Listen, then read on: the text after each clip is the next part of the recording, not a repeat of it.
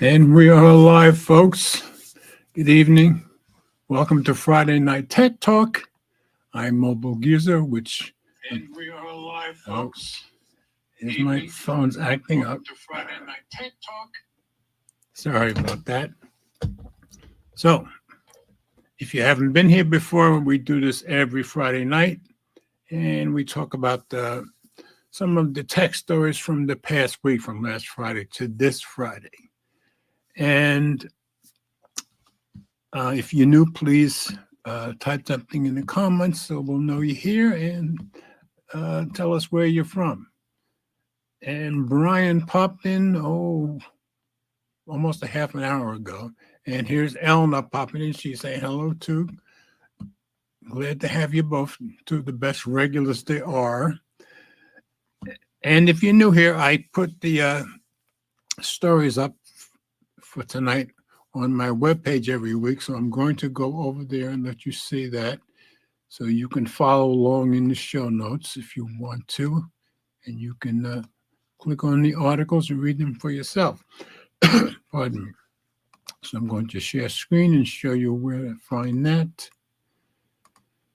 Okay, so if you go to mobilegeezer.wordpress.com, you see today's date. You click on today's date, you get just the show notes for tonight. Now, every week I tell you guys, if there's a major event, we'll talk about that. I'll have an article about that. If there are no major events, I just pick articles that I think may be interesting to all of us. Well, up until last night, when I make my show notes for the week and for the show, I always do it on Thursday night. Well, there was nothing earth-shaking this week other than Prime Days had come and gone, which we had talked about last week. But got up this morning and we had a worldwide shutdown all around the world of an outage with Microsoft. So when most of you know I work on Friday, so when I got here, I figured, okay, how can you have a tech talk show and not talk about that? So I changed the web page, and now I just went out and grabbed a couple of articles, both of them from Tom's Guide, and I figured, okay, we've got to start with this worldwide outage. So the first story is going to be, I just said worldwide Windows outage seemingly affects us all, and it affected me at work. None of us on my job today could log into our app to put our time in. And most of you know I work for Enterprise part-time. I drive 3 days a week, and some of the branches could get into their computers, and some of them couldn't. So it's very sporadic. So anyway, that's going to be our first story. Our second story related to that, a bad day for the airlines. And mostly this article is talking about the airlines in America, but this has not been a good day for airlines, I'm sure, all over the world. So we're going to talk about that. Then we go to the stories that I had originally picked for today. AI overhyped, too expensive and unreliable, says Goldman Sachs. Goldman Sachs is saying, is all this AI stuff and all this money we're spending on AI worth it? Well, they're going to talk about that. That's on Tom's Hardware. Then I had two stories about X. You know that whenever the EU goes after Apple or Google or Microsoft or whoever, I usually put up a story about it. Well, this time they're going after X, or they're going after Elon. And I'm sure the fact that Elon just decided that he's voting for Trump is not going to endear him in their hearts at all either. But X being investigated for a Digital Services Act violation. I found that on Phone Arena. And to follow that up, Elon threatens court battle over EU investigation of X. So he basically is saying they're corrupt, but we'll get into that. Now, because I put the first two stories up top from today's stuff, we may not get through them all. And here's Annette. Hey, Annette, glad to got you in here. Brian and Eleanor are in here, and you're the third one in. So very glad, as always. As I was telling them, I had my stories for tonight all lined up, but then I'm like, with a worldwide outage, I have to start with those stories. So I have two stories about that first. Continuing on, I had a story about Samsung Health, kind of interesting. Samsung's grand plan for your health tracking to Tech Radar. And then, for the first time in many years, new earbud tech from Creative, and that's on Gizmodo. And I gather earbud tech with speakers has been the same for like 100 years. Well, Creative has some new tech, and it's kind of interesting. Now, I don't think we'll get to all these, as I said, but we'll see. Quick teaser videos for the Pixel 9 Pro and Pixel 9 Pro Fold. So Google revealed their Pixel 9 Pro in a quick little video yesterday, I believe it was. And before anybody else could leak stuff about the Pixel 9 Pro Fold, they decided to make a video about that too. They're almost identical, but they're a few seconds, so I'm going to show you that to you guys. And then USPS, the United States Postal Service, is sharing customer postal addresses with Meta and other companies. So it's like, okay, doesn't matter who's doing it. They're all sharing it. Even our government is doing it.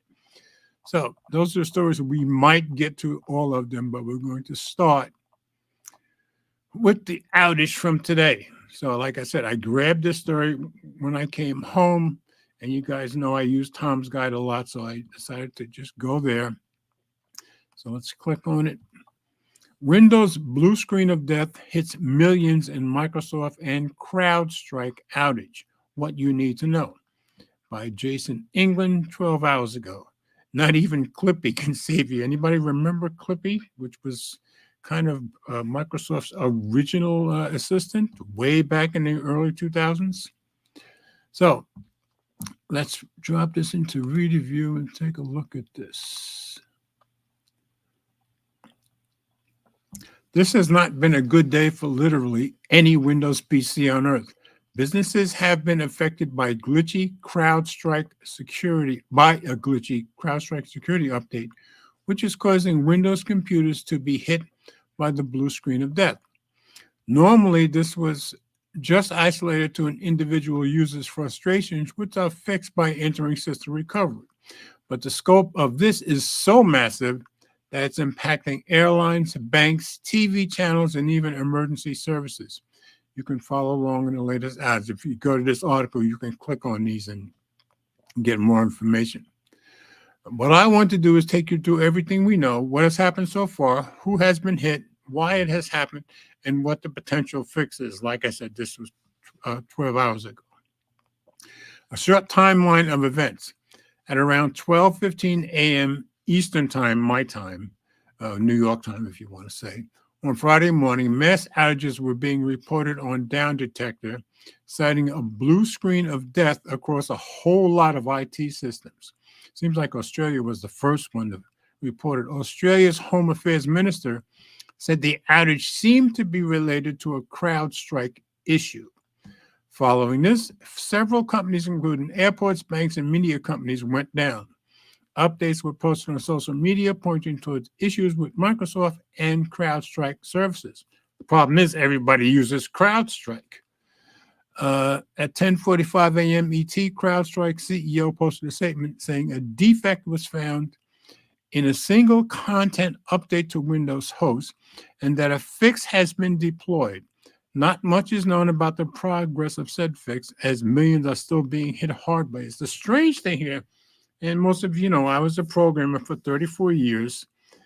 Usually when you're going to make some kind of fix, especially a big fix, you're going to have something to back it out. It doesn't seem like they had anything set up to back it out, which is pretty strange, I think. So, and Ruthie's in here. Glad you're here. Let's see. Brian said, Clippy says, shut down and take the day off. Yeah, Ruthie says yes.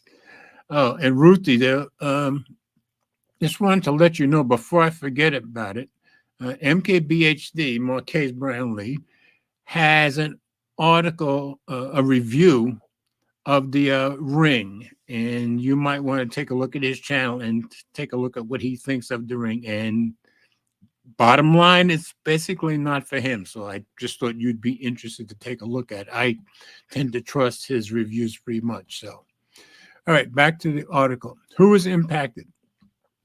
This mass IT outage has hit a lot of companies across the globe, and they've got a list that you can check if you want.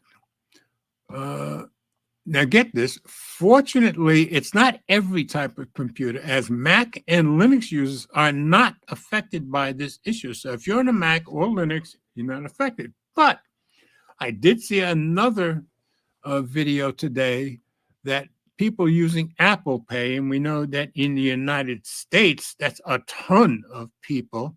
Well, they're paying, trying to pay at the stores and businesses with Apple Pay. Well, yes, you're fine using Apple Pay, but what do the stores and businesses process this stuff with? Some kind of Windows computer. So guess what? They can't pay with Apple Pay. And yes, Ruthie, I said, there's no backup. And she said, no failsafe, which is very weird for a professional company like that, especially when it's taking care of businesses, probably hundreds of thousands of businesses worldwide. So I just thought it was very, very weird. Separately, Microsoft services also went down due to Azure backend workloads, which caused connectivity failures. And you all know Amazon Web Services is the biggest web services in the world. Second, I believe, is Azure. So there are probably hundreds of thousands of businesses that went down because of that. All right, is there a fix? Sort of. From a global perspective, this is going to take a while. CrowdStrike CEO George Kurtz has issued a statement about saying it's not a cyber attack and that the team is fully mobilized to ensure the security and stability of its customers. I'd fire whoever didn't make a backup before they did the update too. Ryan, thank you as always. Ruthie says she'll go watch that video later. Yeah, I think you very much appreciate what MKBHD has to say about the ring. Okay. However, as the Verge's Tom Warren correctly points out here, the fix CrowdStrike is deploying requires machines to be online. So if you're not online, you can't get the fix. Shut up, George. Let's say unlikely given what has happened. On top of that, there's concerns that this issue will require a human visit to every machine to reboot every machine with a USB stick. So if you have a USB stick, and you can start your system from that, you'll be good to go. So be extra nice to your IT admins today. They've got a mountain ahead of them. Yeah, that's for sure. However, now get this, there are 3 different workarounds, one published by CrowdStrike itself and 2 from NeoWind that may work. If you're experiencing this yourself, follow the steps below. And I'll just go over the steps, but method 1, start your Windows computer in safe mode. Head to C Windows System 32 drivers CrowdStrike in the file explorers. Search for a file called C00000291 sys and delete it. Restart the PC in regular mode. Method 2. Now, you're getting into very serious stuff on your computer if you don't know what you're doing, because back in the old days, I used to do this kind of stuff a lot, but you can really wreck your computer. And of course, if your computers are already down, and you can't boot in normally, you can probably do this. Method 2, open command prompt, if you know how to do that, from recovery options. Head over to C Windows System 32 drivers. Change the name of CrowdStrike to CrowdStrike_old. Restart the PC. In other words, that won't be there for it to start with. And method 3, now you get into very serious stuff with your Windows registry. Start your Windows PC in safe mode. Open Windows Registry. I used to do this a lot 20 years ago. To disable the CS agent sys from loading that seems to be causing the impact, you need to edit the following key. And they give you the key in the entire string. And you're going to change it from a 1 to a 4. Restart the PC. So let us know if the comments if any of these options don't work. So just wanted to give you the quick look at what's been happening. Let's get out of here. Like I say, I just put these up since I got home from work. Now let's go on to the next one, which I thought was pretty important, the airlines, how this has affected them. I just said a bad day for the airlines. Tom's guide. Ruthie said method 3 would be my choice. Yeah, that's probably going to be the most sure, but you really better know what you're doing. And that's what I've always told people. Hi, Vanetta. Glad you're watching. Glad to have you here. Ruthie, enjoy being in the registry. She likes to take her chances. Okay, I like it. Okay, a bad day for airlines, Tom's guide. So let's click on that. And like I said, another one, I just put this up since I got home from work because I figured you can't have a tech talk show without talking about this stuff. Huge Microsoft outage hits airlines. Live updates on Delta, United, American, Southwest, and more. And I said this mostly deals with American airlines, but they're going to have problems around the world. And it has British Airways in here too. Major IT issue affecting Windows machines hitting airlines hard by Scott Yonker. And this was last updated 4 hours ago. At least it was 4 hours ago when I put it in here, so it's probably 5 hours ago. So let's go into review, get rid of some of these ads. An IT issue caused by a faulty update by cybersecurity firm CrowdStrike, yeah, I'd be firing them, I think, is causing massive issues with Windows machines across the world, and airlines seem to be particularly hard hit. Oh, and you're going to be amazed at who's not hit by this and why, but we'll get to that. Let's see, Ruthie said, I said Ruthie likes taking her chances. She says, wild living, hacking around in the registry. Yeah, you're living wild, that's for sure. The issue appears to be putting affected Windows devices into a recovery boot loop that prevents them from starting up properly. CrowdStrike is used by business across the globe, and the fallout from the IT issue is causing delayed flights, shutdowns, and chaos. The update caused machines to fail to load this morning, with many machines getting the blue screen of death. And like I said, I was just amazed that they didn't have a way to back it out before they implemented. CrowdStrike says it has implemented the fix to the update to the update fault, but it sounds like it will only help machines that haven't already been affected. Yeah, because if you're down, you can't get it. Anything that has already been affected appears to still be locked down. All right, latest airline updates. Like I said, 5 hours ago. American is offering waivers to affected passengers, some flights still affected. Alaska Airlines seems to have not been impacted by the outage. I don't think this one explains why Alaska Airlines wasn't affected, I don't think. But Southwest hasn't been, and you'll be amazed why. British Airways has acknowledged the outage and has said that their call centers have also been affected. They do say you can automatically rebook if needed. Delta is issuing waivers to anyone affected by the outage. Some flights have resumed, but customer reports online still show delays. United Airlines also issuing waivers. Some flights have resumed, but expect delays. Now get this, like Alaska, Southwest has apparently not been affected by the outage. Why? Apparently it's because the airline is still running the archaic Windows 3.1 on its system. That is amazing. Now, for those of you, Windows 3.1 is from the early 90s, but that's what saved them.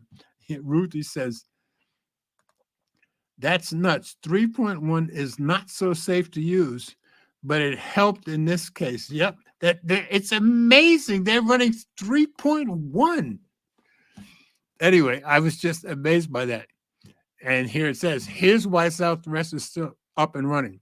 Southwest is one of the few airlines with flights operating normally. Does Southwest run Mac or Linux on a system, thus saving it from catastrophe? No, it turns out Southwest is fine because the company is running Windows 3.1, a version of Windows so old that it's not impacted by any of the crowd. Most of the people at CrowdStrike probably weren't born when 3.1 came in, causing blue screens on Windows machines the world over.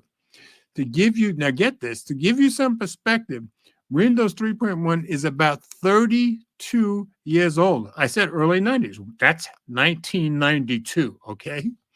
Likely older than many of you reading this blog, and I'm sure than some of the people working at CrowdStrike too.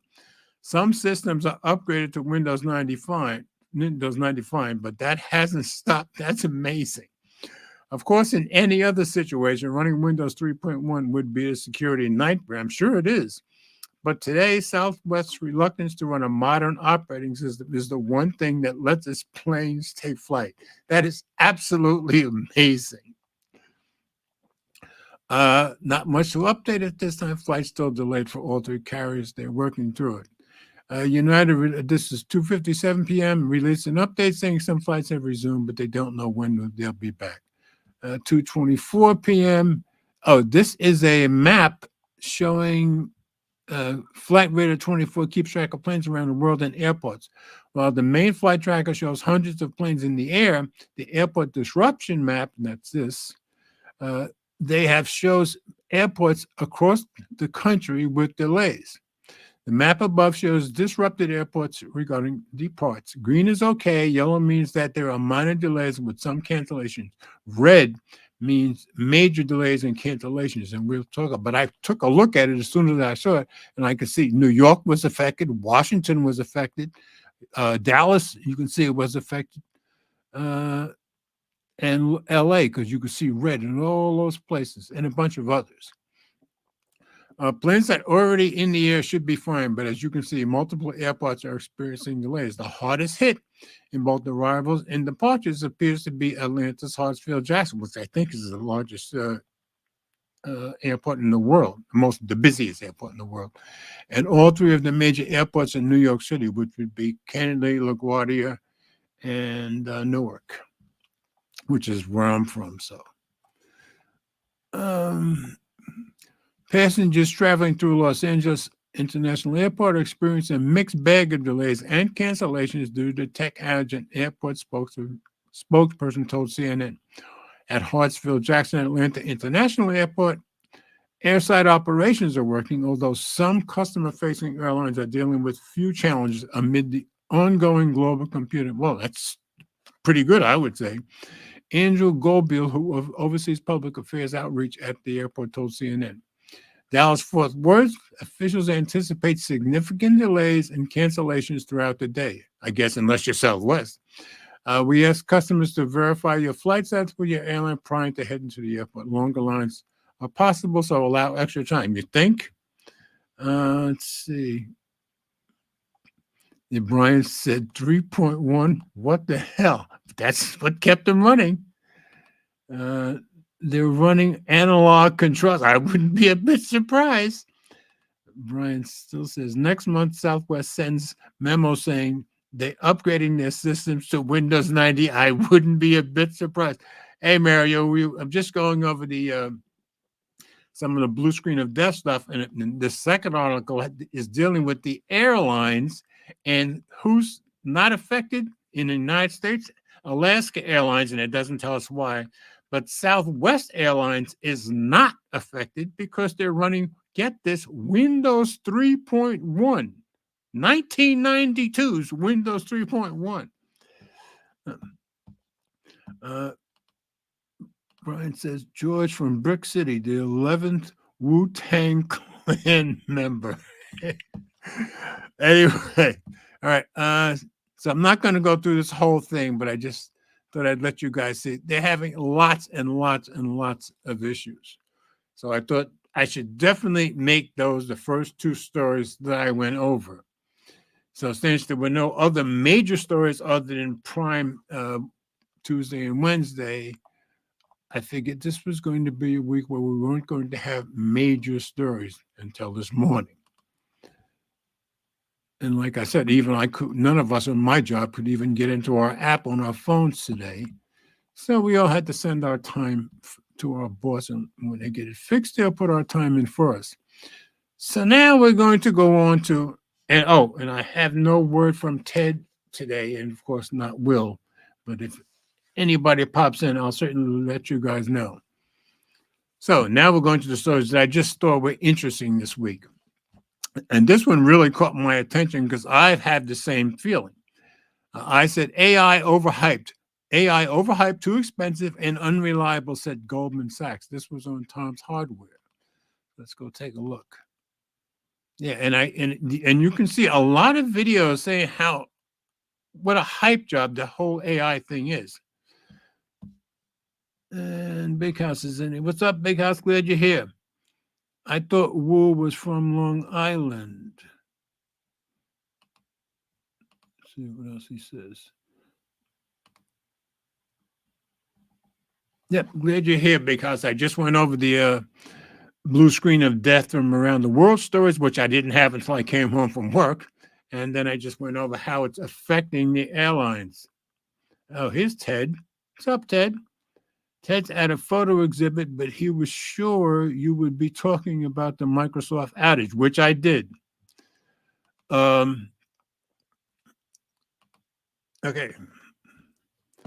And so, because we went over the airlines and how they were affected. And as I was telling them, Alaska Airlines in the U.S. was not affected. They didn't tell us why in the article, but Southwest is not affected because they're still running Windows 3.1 from 1992. And that's what saved them because they weren't affected by any of the stuff that CrowdStrike did. And I was saying probably most of the people at CrowdStrike weren't even born then. So anyway, running old stuff can sometimes help you, I guess. All right, back to the articles that I was going to start with. Goldman Sachs says AI is too expensive and unreliable.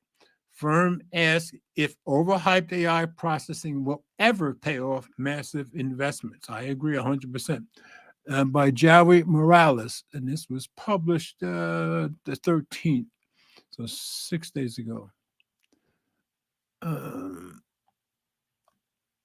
Goldman Sachs is asking if we will ever recoup the billions of dollars we invested in AI. I don't think so, but boy, Sam Altman and some of these people are cleaning up. But I personally think most of it is hype. I gather so is Goldman Sachs. Well, there's an ongoing argument there. We'll see about that. So Interreader View, get rid of some of these ads.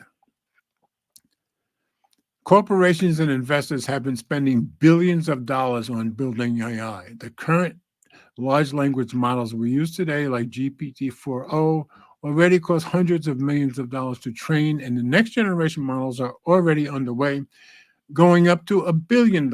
However, Goldman Sachs, one of the leading global financial institutions, is asking whether these investments will ever pay off.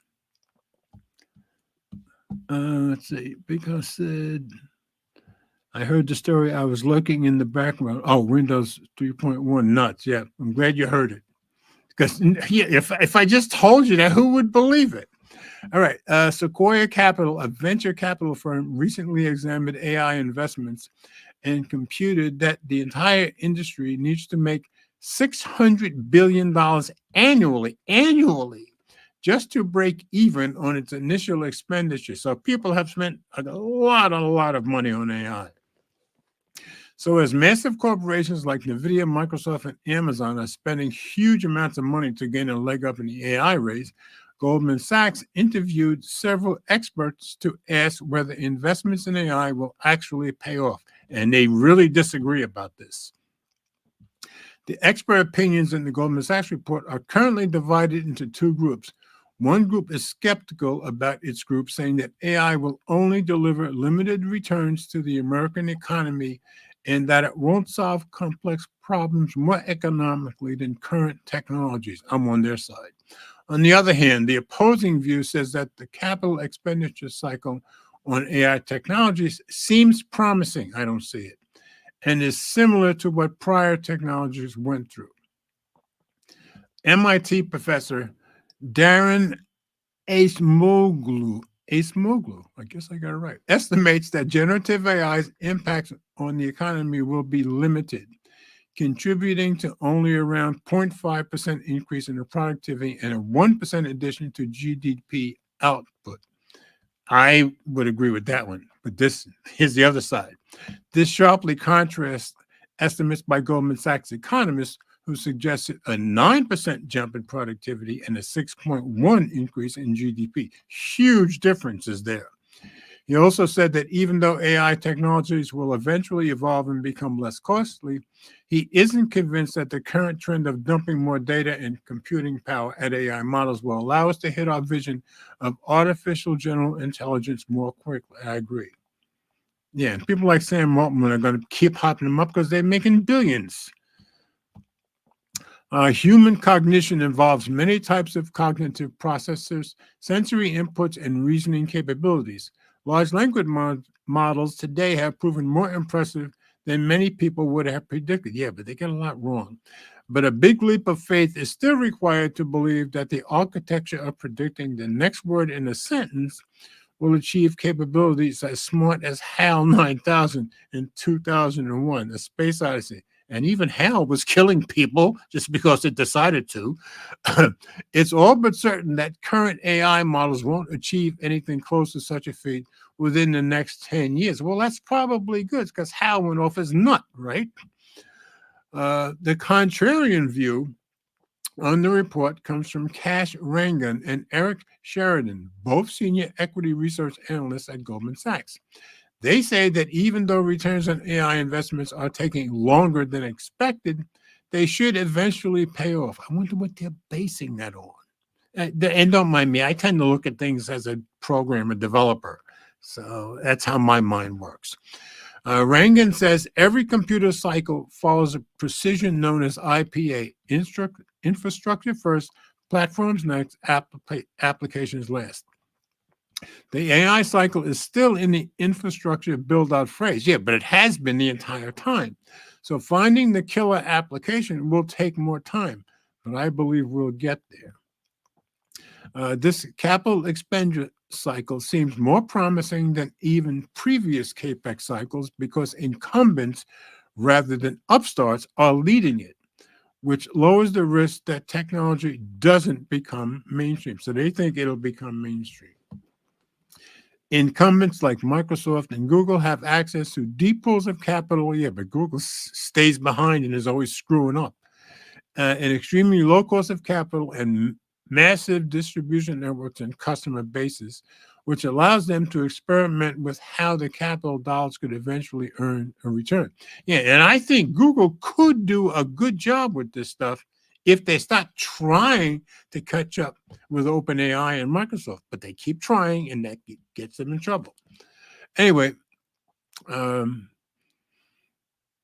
so despite these two contrarian views, Goldman Sachs recognized AI's two challenges: the availability of chips and power, which that's not much of an issue anymore. The AI GPU crunch seems to be over primarily because NVIDIA can now deliver chips with a lead time of 2 to 3 months instead of the 11 months it used to take. That's true. That was only, a year and a half ago that took that long? However, data center power consumption is now the primary limiting factor, especially as AI GPUs are increasingly power hungry. So I've seen a bunch of places.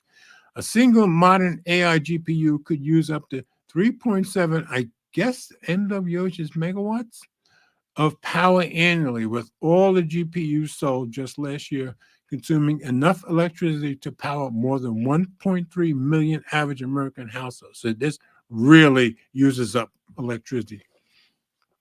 Major corporations have even now started looking at, get this, modular nuclear power plants just to ensure that their massive AI data centers can get the power they require. So they're talking about building power plants just for these large language models, which is, I would have never have thought that, but I guess it makes sense if they think they can make money. Only history can tell us whether AI will boom like the internet and e-commerce or bust like 3D TVs, virtual reality, and the metaverse. But whatever the case, we expect to see AI development continue. Goldman Sachs says we still see room for the AI theme to run, either because AI starts to deliver on its promise or because bubbles take a long time to burst. That's true. So I just thought that was an interesting story, and I've become, as you can see, very jaded about the whole AI thing. And there are a lot of people out on YouTube who are with me on that. So Very interesting story, I thought. Um, Ruthie said, would like to avoid any large language model that emulates Hal. Yeah, because Hal went off his nut and started killing everybody. Couldn't kill Dave, though, which was good. Okay. All right, so that was my first official story for tonight, which I thought was pretty interesting. Now let's go with Elon and his problems with the EU. Seems like they're all taking turns with the EU. X is being investigated for Digital Services Act violation. This was on Phone Arena.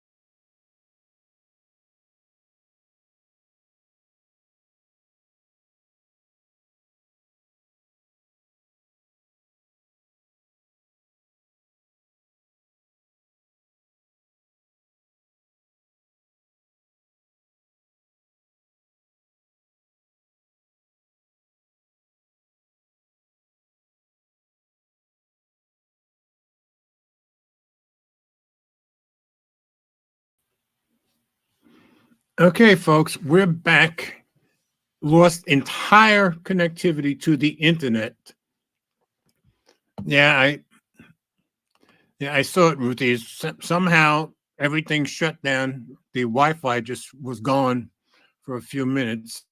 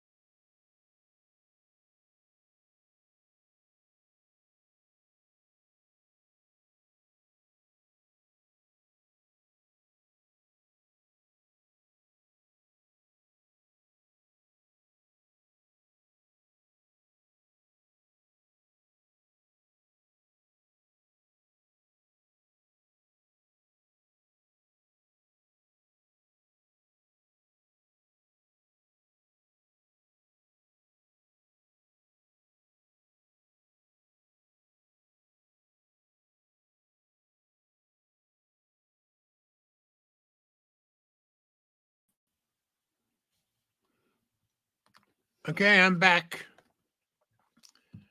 That's the second time we had the outage, so it's just disconnecting from the Wi. Not broadcasting. I am now. Uh, It's the second time we got disconnected from the Wi-Fi, so I used two different Wi-Fi's. So and Eleanor's down here telling me. So hopefully we'll be okay. If it goes out again, then I guess I'll give up. But I'm sure it's the worldwide problem affecting us too. This is a Windows machine after all. Okay. so you're talking there, but it's coming in late here. It always does it every single week. That's what it's supposed to do. Whatever. Okay. Thank you. Ruthie said thank you too. Okay. Hopefully we're back and we'll stay back. See what happens. All right. So let me go on again. I'm going to share screen once again, and I'm going to go back to my story about X. Okay. This was on Phone Arena. X investigated from the EU for possibly violating the Digital Services Act. And this is from 4 days ago. This is by Iskra Petrova. And let's put this into reader view and hopefully we'll stay connected. All right. The European Union is regularly investigating big tech companies, and the latest company currently under scrutiny is X. I'm sure the fact that he's running for Trump isn't helping things at all. The European Commission now claims X has violated the Digital Services Act, at least judging by the Commission's preliminary findings. And that's important. These are preliminary findings. It seems that the platform's approach to paid verification is what's bothering the EU. And ever since Elon took it over, they've been having problems with that. Regulators say the practice deceives users and does not correspond to industry practice. The issue seems to be that since anyone can get a blue check mark, it's difficult to determine the authenticity of accounts. Also, there's reportedly evidence of bad actors using check marks to trick people. And I remember when Elon first started selling the blue check marks, they had a bunch of people faking stuff. So, they have some evidence to back that up. Paid check marks seem to lead to an increase in scams and spam.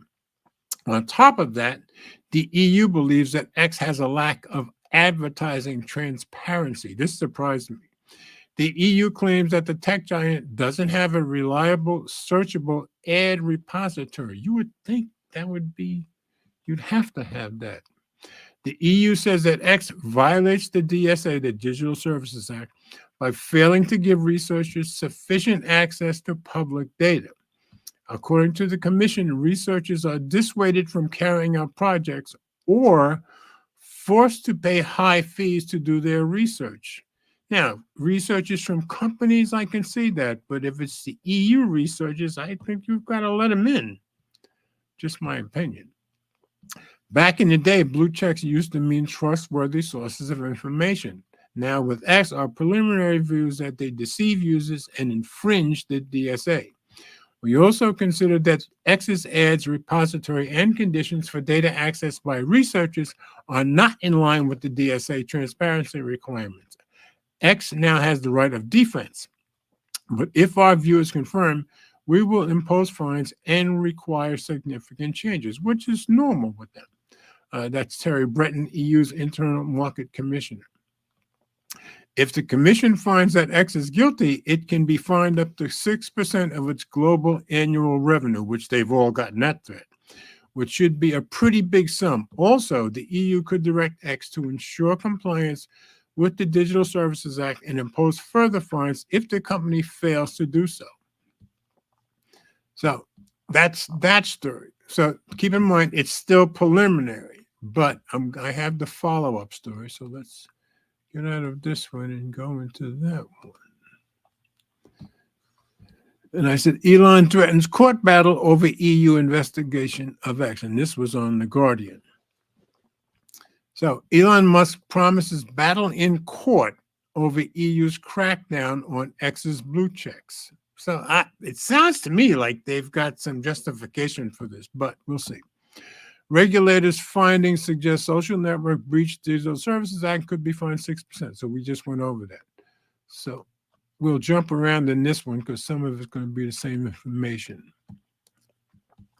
Okay. So we went over the preliminary findings. So the EU's executive arm said X had breached the act in 3 areas: deceiving users by giving blue ticks, previously a way to signal accounts reliability, to untrustworthy accounts, which we know that did happen; failing to give researchers access to publicly available data such as posts, which we just went over; and running an inadequate advertising library, which, yeah, that's the one I don't get. You would think they would have that, but I don't get why they don't, which prevents researchers from scrutinizing ads, including deliberately misleading ones on the platform. Terry Brenton, a key figure, said back in the day, blue checks used to mean trustworthy sources. Now with X, our preliminary view, they deceive users and infringe the Digital Services Act. Brenton said X had the right to respond, so we went over that. The commission is still investigating whether X has breached the DSA by failing to tackle illegal content and disinformation on the platform. Friday, so this would have been last Friday, Friday's announcement represents the commission's first preliminary findings against the company under the Digital Services Act, because the Google and Apple stores, they were under the other act, not the Digital Services, that Digital Markets Act. Yeah. It has opened proceedings under the act against TikTok and Mark Zuckerberg's Meta. So they're checking everybody. X has not published formal financial figures under Musk's ownership. I think he should be forced to do that. But the Tesla chief executive has admitted the company's advertising revenues, historically its main source of income, have fallen substantially since he bought it in 2022. You think? And that said it was heading to revenues of $3 billion in 2023. X introduced paid for blue ticks as part of a revamp. That never worked. Its premium subscription service costing €8 a month in the EU, which Brussels says has been abused by bad actors, and it's been abused here in the United States too. There is evidence of motivated, malicious actors abusing the Verify account to deceive users, and that's been proven a number of times.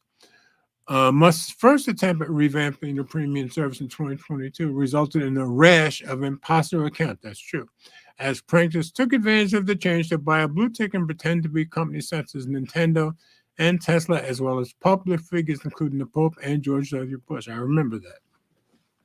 Now here's Musk hitting back.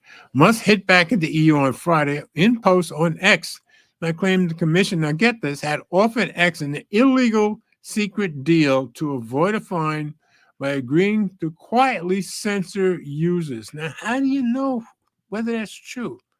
You know, he could be protecting himself. Now, I tend to be an Elon fan, but this is his money, so I don't know who's telling the truth here. He also threatened legal action against the commission.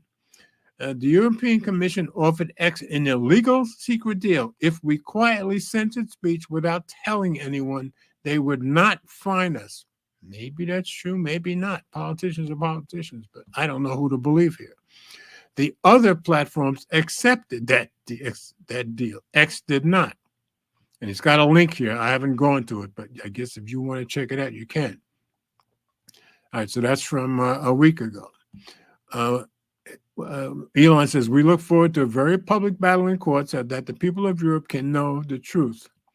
Brenton responded on X that there had been no secret deal and said it was Musk's own team who asked the commission for details on the complaint. Be our guest, Elon Musk. That's what the EU says. There has never been and will never be any secret deal with anyone. The DSA, Digital Services Act, provides X and any large platform with the possibility to offer commitments to settle a case. To be extra clear, it's your team who asked the commission to, and he gives another link. So I'm leaning towards the EU side right now, but I'm not positive. All right, so in the end, we did it in line with established regulatory procedures. Up to you to decide whether to offer commitments or not. This is how rule of law procedures work. See you in court or not, wrote Brenton. So it doesn't sound like they're going to back down. If I know Elon, he won't back down either, but he sure better have something to back up what he's saying, I think. Let's see, what's Ruthie saying? Ruthie says, remember back in the day when they all went after Mike? Yeah, that was what, 2002? Yeah, and they ended up beating up on Microsoft pretty bad too. Why isn't anyone hounding them anymore? Something to think about. Yeah, what I think the EU seems to be doing, they seem to be going after them one at a time in the last, well, since the Digital Markets Act kicked in, which only officially became official in March. And I guess the Digital Services Act did too. So they seem to be going after all the biggies one at a time. That's my impression. Normally, I tend to believe Elon, and this one, I think I lean towards the EU. But just an interesting story. And since I've been giving you guys, the stuff with Apple, the stuff with Google, I figure I should keep it up and let you guys see whoever they're going after. So let's move on down. And Samsung Health. And Ruthie, you'll probably be interested in this to some degree too. The ring is in here. Samsung's grand plan for your health tracking. So it sounds like they got a pretty good idea here, but you'll see what I mean. This was on Tech Radar. And this was from last Friday too. This is by Lance Ulanoff, who we know writes a lot of their good articles. Simplicity is the key. So let's drop it into reader view. If I can. Sometimes reader view. Okay, there we go. Samsung's plan for your health is big, bold, and AI powered to help you help yourself, and that's true.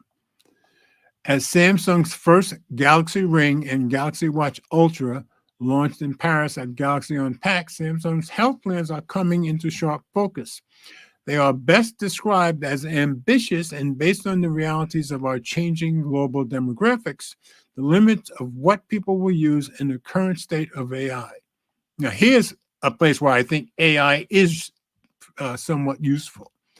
Overseeing a heady mix of new health measures, conversational AI, and a pair of new wearables about to be tested in a market brimming with alternatives is Dr. Hone Pak, Vice President and Head of Digital Health Team, MX Business at Samsung Electronics, a dermatologist, and the man leading Samsung's health team. And that's Dr. Pak right there. It sounds like he's got a good vision for what he wants. He recognizes that perhaps the biggest challenge is guiding us on our healthcare journey.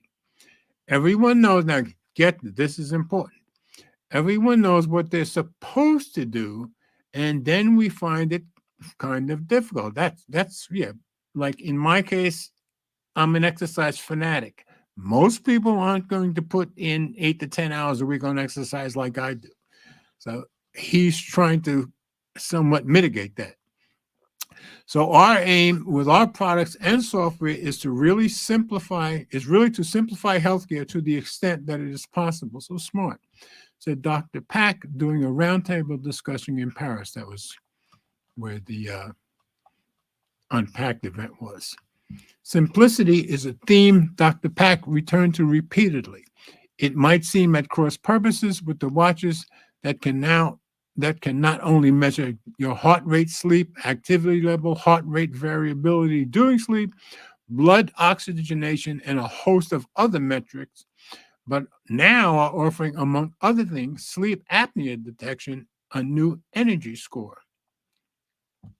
Dr. Pak didn't necessarily disagree with the notion that perhaps it's all becoming a bit too much for consumers who may be less interested in scores than they are in outcomes. We've gotten that feedback already in the original test of what we wanted to place. So we're modifying it to make them more understandable. That's smart. I think the biggest thing you're bringing up is, have we now brought too many scores, too many insights? Are we confusing people? That's probably true. And how do we simplify this? Because that's our journey anyway. Ruthie said that Samsung Galaxy Watch Ultra is very interesting. Going to research that one. Now, keep in mind, Ruthie, I'm getting the Watch 7. I think it might have shipped today, but I traded in my Watch 5 Pro to get it. So basically, I ended up getting it for nothing. But from everything I've seen, it's got the same basic health stuff as the Ultra. So you may not need to spend the money, but let's continue down the article. Dr. Pack told me that this journey would eventually include an off-ramp to a simpler place. So they want simple. One of the things that we are actively planning is, can we create a goal-based user experience in which when a person onboards to Samsung Health, regardless of what devices they have, they say, this is my goal, this is what I care about. That's good. Based on priorities and preferences, we begin to focus on what matters to you. So it's very individual. That's good. I think the bigger thing you're bringing up is, have we now brought too many scores, too many insights? Are we confusing people? Of course, that is part of some indeterminate future. In the meantime, Samsung will be training its new Galaxy Ring and Galaxy Watch Ultra, and get this, Ruthie, and Galaxy Watch 7. Customers on a host of new features, measurement scores, and AI-powered interactions that have a larger purpose. I may actually have to wear this watch to sleep one night. And most of you know, I don't use a lot of these functions because I'm one of the healthiest people I know. Ruthie says, 10 hours plus exercise a week here, born of necessity, but now I love it. I'm with you all the way. And I guess you're like me, Ruthie. I started exercising when I was 36. I'm now 79. And as the years went by, Eleanor can tell you, I just kept exercising more and more and more. And the last 8 to 10 years, my biometric exams every year or so, they always come back perfect. So that's what works for me. The world is changing, aging, really. Yeah, that's why I exercise so hard. There are millions of people entering advanced or old age. That's me. Just as the cost of healthcare is skyrocketing, and there's a distinct lack of healthcare workers. Dr. Pack told us that the care theater is shifting from hospitals to care centers to the home. That's true. Smart people are going to use these tools to help really take care of themselves, I think. The tools and insights produced by Samsung Health are designed to help understand who we are, where we are in terms of different health parameters that help us then change the right behaviors to the extent that we can prevent some of these diseases from coming, so that we can thrive as we get older, said Dr. Pack. I think he's got the right approach here. While Samsung Health spans devices and is comprised of innumerable features, some core new ones could change how you perceive your wellness. Perhaps the most interesting one is the least quantifiable. It's a new, get this, energy score. And before you start comparing your energy score to a friend score, know that there is no gold standard for it. Yeah, I don't think you should be competing against your friend. I think you should compete against yourself in this case. Developed by the University of Georgia, Energy Score starts by using the Galaxy Watch 7, Galaxy Watch Ultra, and or Galaxy Ring. So see, I think any of the three will do this. Sensors to read the quality of your heart rate, sleeping heart rate rating, and sleeping heart rate variability. Now, I've never worn a watch to bed, but when I get this one, I guess I'm going to have to try it for at least a night or two. When you wake up in the morning, Samsung Health presents you with a score that appears to indicate your readiness for the day. However, Samsung raises the ante here by introducing its first health-based large language model, a conversational AI that can look at the score and then offer suggestions on what you can do to improve the health rating. I'm interested in what it would suggest for me. It does not, for now, use other data collected on your phone or watch. Work is devoted to sensors for now, said Dr. Pack. You have to tread lightly because of privacy sensitivity. Makes sense.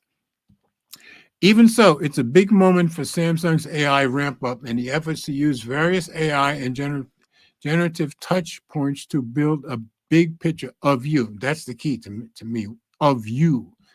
not to enrich the data collection efforts of third parties, but to help you. Let's hope they don't start sending it to third parties.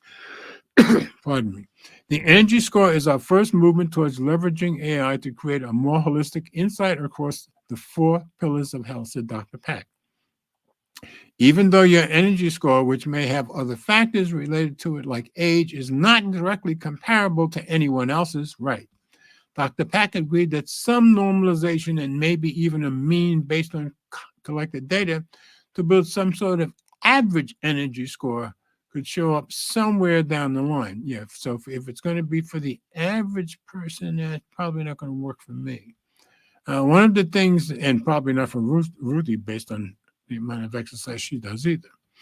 One of the things that we are actively planning is, can we create a goal-based user experience in which a person onboards to Samsung Health regardless of what devices they have? And that's where I'm saying compete against yourself. Dr. Pack and perhaps Samsung seem open to change and adjustment, assuming they have enough data and understanding of how people are using these systems and can keep users' privacy intact. Simplicity and frictionless experience are important.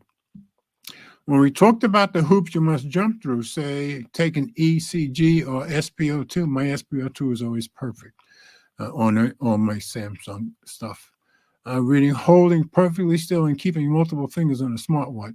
Dr. Pack told me we are looking to move away from on-demand to try to be passive.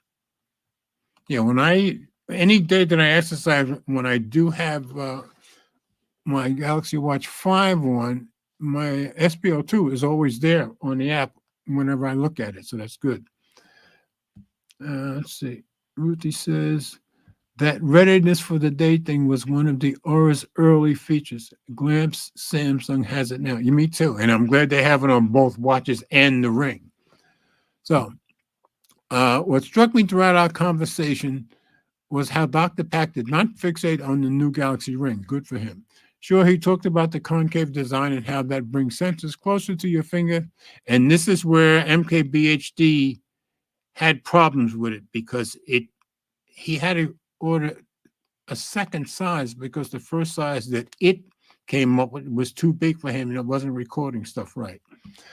Okay, but the stated goal is not a smart ring on every finger. It's the wider adoption of Samsung's ecosystem that could translate into greater health insights for consumers. Dr. Pack told us he sees the potential for synergies when Samsung wearables are worn together. Perhaps, he told us, if you wear the Galaxy Ring and Galaxy Watch together, sleep tracking accuracy goes up. The hardware, software, and AI working together to passively recognize health issues and then, in concert with a large language model and conversational AI, offer mitigation ideas is the long-term dream. We are not trying to be a ring company. We're not trying to be a watch company. What we're trying to be is a company that cares for individuals in everyday life, I hope, and that we bring the best of these devices to serve the needs of these individuals, which vary, said Dr. Pack. Well, so far, I like Dr. Pack. So we'll see. So I just thought that was a good article, especially for people like me and Ruthie, who are both thinking about getting something, voyage of ours or this journey of ours. So that was one of the better articles I thought this week. Okay. Okay, 9:04. Okay, I think we're doing time-wise, we're doing okay. Now, this one was interesting. I just happened to run into this. And if you guys remember, I've said a number of times, ever since earbuds came out, I can't stand anything over my ears. So I'm a big earbud guy. For the first time in many years, new earbud tech from Creative. And this was on Gizmodo. The earbud tech of the future could be closer than you think. Earbuds have featured the same kind of speakers for decades. Yeah, I think it's like 100 years. And XMEMS, that's a company, is the first to replace those with MEMS speakers. And this was by Dua Rashid, published on the 16th, so 3 days ago. So let's drop into reader view. And like I told you guys the other day, I got those one more earbuds that I started using last week. And well, I've got another pair coming, and I've got this pair coming. Like I said, I just fell into this stuff with the earbuds. But hopefully we can learn some stuff, especially from these. I first heard about MEMS Tech when Creative sent me their Auravana Ace 2 buds. Those are the ones I'm getting. And the rather overambitious claim that the tech is unlike anything consumers have seen on traditional earbuds. I had seen multiple publications raving about XMEMS, that's the company behind the tech, revolutionizing traditional earbud speakers, and I was intrigued. Oh, by the way, mine shipped out of Perth Amboy, New Jersey. Being a Jersey guy, maybe that's a good sign. I don't know. Ruthie said, we'll look at the Watch 7. It would be a smaller, lighter footprint on the wrist. That's true. Anyway, I'll certainly be showing you off mine when it arrives. I think it shipped today or yesterday. I have to double check. After an hour-long call with the VP of Marketing and Business Development at XMEMS, Mike Householder, I was convinced that this is the earbud tech of the future that we'll see on mainstream brands sooner than we think. As of yet, only a handful of brands currently feature the tech. These include Creative, Hi-Buy, and Noble Audio. MEMS, Micro Electromechanical Systems, is essentially a solid-state semiconductor chip. Solid state refers to electronic components that use semiconductor materials such as silicon. This is more game-changing than you think. Earbuds have featured the same kind of speakers for over a century. I said it was 100 years. And XMEMS was the first to attempt to replace traditional speakers with MEMS speakers. So rather than the old way, and here's the pictures, but we'll get to that in a minute. The Silicon Valley company is looking to penetrate the entire audio industry, including earbuds, headphones, headsets, and hearing aids. Good for them. I'm pretty sure the newness of this tech will make many manufacturers and consumers uncomfortable at first. But here's how Mike explained it to me. If we use the analogy of video, once the content upgraded from standard res to high def, we never tried to resolve that content on legacy CRT monitors. Right. We need the hardware to improve in order to faithfully render the content.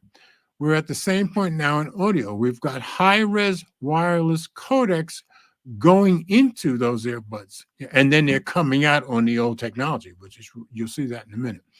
We're trying to make the Bluetooth connectivity more efficient, but we're rendering that on a century-old speaker hardware, that's right, that might not be able to extract all of the resolution and detail in the content. And here's, you can see the difference. This is what the old technology looked like. Magnets, coil, cone, diaphragm. This technology has been around like 100 years. This is the new technology, and he's going to explain that as we go along. But you can visually see the old speakers. You know, this is the stuff that's in your ears right now. And this is the same stuff that's been in my speakers back in the 60s. So a feature of MEMS that stood out to me was uniformity. The image below shows traditional coil speakers making use of a dozen parts. Also putting a coil speaker together is still, get this, semi-automated. In other words, people are involved with considerable manual labor. On the other hand, a MEMS speaker is a slab of monolithic silicon made in an entirely automated process from start to finish. Householder explained that whenever humans are involved, there's part-to-part variability. In other words, humans, going to put things a little different each person. But a machine doing it, well, it's going to do everything exactly the same every single time, which translates to a much bigger issue in the case of earbuds, where 100% uniformity is required to achieve a successful stereo effect in both ears. MEMS speakers eliminate this issue with a fully automated manufacturing process, ensuring precision, I'm sure, and increased scalability. Instead of an elaborate coil and magnet situation like this one, just one piece of silicone is triggered by a pair of piezo actuators, which you see here. He claimed the silicon speaker is more consistent part to part. You can take any two of our speakers and they're perfectly matched by design because of the precision and the consistency of the semiconductor process.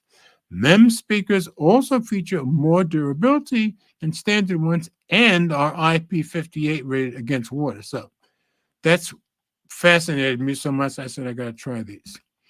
MEMS speakers also produce better sound than traditional speakers. I would think they would. The silicon speaker moves around 150 times faster than a legacy coil and magnet speaker. So you can see where the sound would have to be better, resulting in more detailed sound. Mike added that silicon is also significantly more stiff than plastic, so it moves up and down in a more linear fashion and doesn't muddy the sound, which kind of makes sense.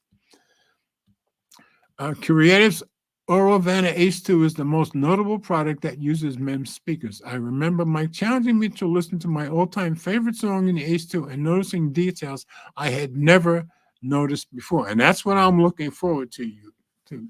And you guys know me, I tend to use Mozart's Eine kleine Nachtmusik a lot. So that'll probably be the first thing I'll try when I get those earbuds.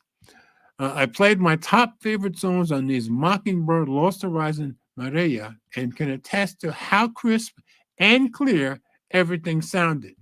I liked how expansive the soundstage felt compared to my everyday buds, the Clear R2. And I'm going to be doing some kind of detailed testing, comparing those with the ones I have right now. It was almost as if the soundstage had been injected with space. One of the areas that particularly impressed me was low end. That's good. I could hear the bass I only noticed on over-ear headphones or a speaker. That's great.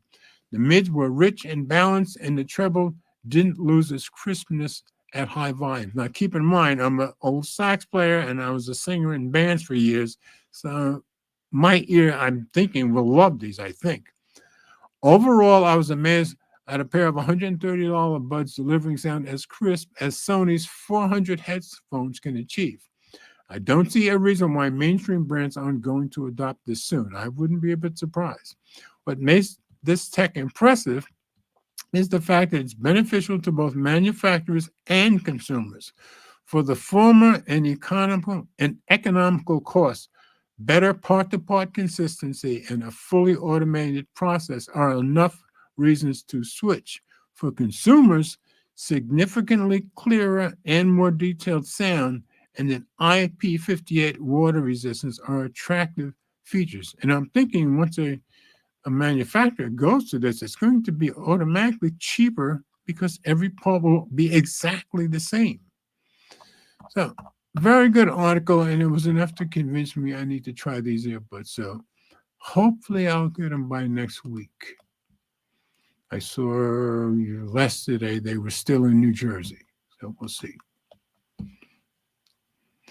So, that's that story. It's 9:13. All right. Try not to keep you guys too late. All right, I'm going to end with this one. I'll skip the postal story, but this is very quick. Quick teaser videos of the Pixel 9 Pro and Pixel 9 Pro Fold. This is from The Verge. Now, you guys won't hear the background music because it's just a tiny little commercial, but you'll see it, and it's using AI. Google reveals the Pixel 9 Pro Fold before it can leak again. So after showing an early look at the Pixel 9 Pro, this was the same day, Google has taken the wraps off the Pixel 9 Pro Fold 2 by Richard Lawler. This was yesterday. Just hours after revealing the Pixel 9 Pro, Google is showing off the Pixel 9 Pro Fold with a brief Gemini-linked teaser video. As is standard for Pixel phones, the devices have been leaked all over the internet already, but at least now we can end speculation about the look or name of Google's next foldable Android phone. So I guess after the Pixel 9 Pro, they said, let's just show them what the Fold looks like too, and let them see the name. So they did. Google's teaser video, and I'll show you that one in a minute, but we'll do the Pixel 9 Pro first, clearly shows double stack lenses for the rear camera module. So This is the little quick video they did for the Pixel 9 Pro. Like I said, you won't hear it, but you'll see it. And that's the effective part. So here we go. It's telling AI, and this is text input.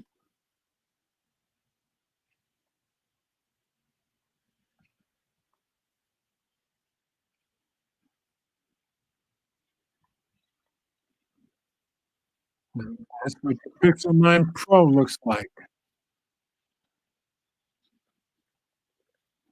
So that's what we're going to see next month.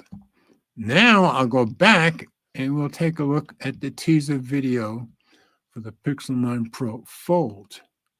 Basically the same thing, just a couple of words different.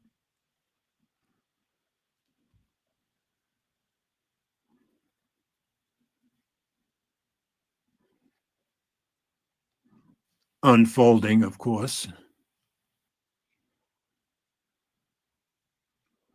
Yeah, and that's the same. But we get to see the phone, and there it is, the Pixel 9 Pro Fold. So just thought you guys would like to see that. So for confirmation of other specs and details about upgrades from the first fall, we may have to wait for Google's hardware event on August 13th. There we'll see this phone, the 9 Pro, the Pixel Watch 3, and whatever else is left. You can sign up for information about the Pixel 9 lineup from Google's online store. The page earlier today just featured the Pro, but now it has the Pro Fold 2. So I thought you guys would like to see that. Let me stop screen. Big House says that camera module looks hideous in my opinion. Well, you know how that is. It always has to grow on you. I'm guessing it'll grow on us. We'll see. I never had the Pixel Fold. I still have my, that's one of the phones. Let me show you the phones I had today at work. I had my Pixel 8a and my OnePlus Open. So, and let's see what Ruthie said. Ruthie said, because, yeah, it's terrible. What were they thinking? Yeah, but how many times have we seen people start out talking that way and 6 months later they learn to love it? Jaime Rivera is a perfect example of that. That happens to him a lot. So anyway, I'm going to end it here, folks. And thanks for sticking with me, but I figured I had to get those two stories about the worldwide outage and about how it's affecting the airlines up top. So which we did go over those, and I'm glad. I'm glad you guys stick with me, and I'm glad you guys keep the conversation going in the comments. You guys are really, really excellent and make the whole channel better. So thanks for that. So I'm going to see you guys next week, and I hope everybody has a very blessed weekend. And it looks like I won't be doing too much out. I have two outside bicycles that I usually alternate with in the park when I do my 12 to 19 mile rides, but I also have two exercise bikes, and looks like that's what I'll be doing this week because it looks like it's going to be raining all weekend. So we'll see. So yeah, and Big House says that OnePlus Open is nice. Yeah, that's why I'm not thinking about any of the other folds. I just love that OnePlus Open. And he says, have a great weekend. I hope everybody has a very blessed and happy weekend. I'll see you guys next week. And let's always remember we all do better when we love each other. Thanks, everyone.